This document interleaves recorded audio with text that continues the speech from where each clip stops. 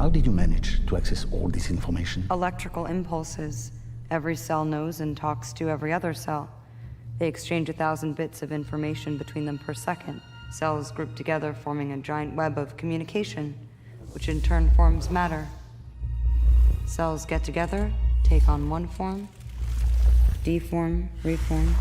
Makes no difference, it's all the same. Humans consider themselves unique, so they've rooted their whole theory of existence on their uniqueness. One is their unit of measure, but it's not. All social systems we put into place are a mere sketch. 1 + 1 = 2, that's all we've learned. But 1 + 1 has never equaled 2. There are in fact no numbers and no letters. We've codified our existence to bring it down to human size, to make it comprehensible. We've created a scale so that we can forget its unfathomable scale.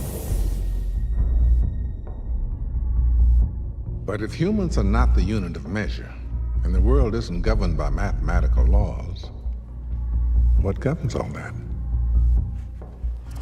Film a car speeding down a road. Speed up the image infinitely, and the car disappears. So what proof do we have of its existence? Time gives legitimacy to its existence. Time is the only true unit of measure. It gives proof to the existence of matter. Without time, we don't exist.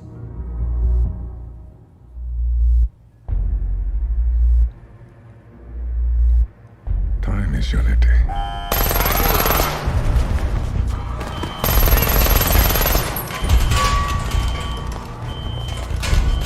샅샅이 쑤셔서 그녀를 잡아봐.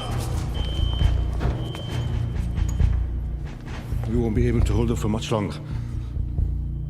Time to go, then.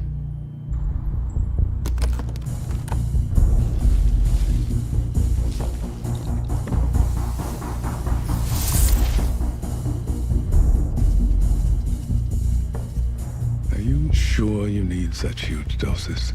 I'm afraid you won't survive. Some cells inside me will fight and defend their integrity till the very end. In order to attain the last few percent, I have to force it. To crack the cells open to their nucleus.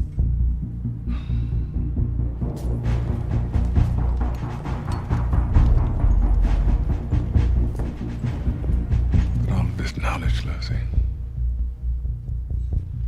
I'm not even sure that mankind is ready for it. We're so driven by power and profit. Given man's nature, it might bring us only instability and chaos.